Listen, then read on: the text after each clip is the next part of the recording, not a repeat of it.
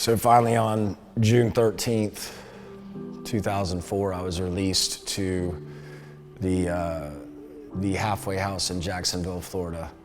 This was my initial transition and introduction back into the free world. My excitement to get back out into the world wasn't what I would have thought it was to be. Colors just seemed really bright. Interacting with people from my past made me nervous. I was in a situation where my marriage was broken and I had to take responsibility for that. And I very quickly started to see where the enemy was coming against me on all fronts. And then you add to that, I had this time as I first came back into the Jax Beach area where I just seemed to be kind of glorified as this hometown hero because I didn't rat out everybody that I knew or everybody that was doing the stuff that I was doing. Every time I went out in public, the people from my past, it's like, slaps on the back, high fives, people handed me money, and I could feel it slowly starting to pull me in a backwards direction.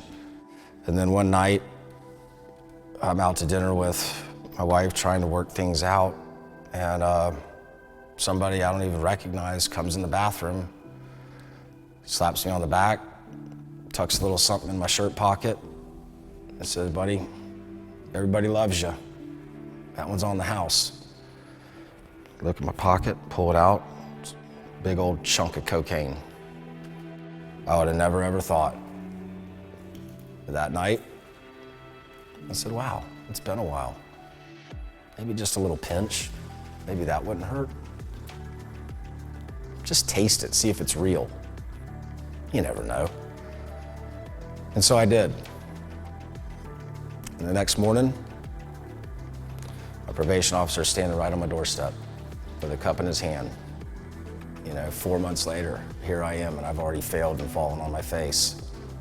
And I was fortunate enough that I didn't have to go back to prison, that they let me go through an outpatient drug program. In order for God's grace to be as effective as it can be, we have to accept it. We have to let God's grace be in our life. And how we usher that grace in is the same way as how we build faith. It's through the word of our testimony. God had delivered me from so much, that as soon as I started reflecting on that and started using it and sharing with people that were broken and that were hurt, being able to get in that environment and share is what I found lifted me up. It's greater than any high. And I'm telling you, I've done all the drugs, so I know. Doors just really started to open up for me. New relationships were formed.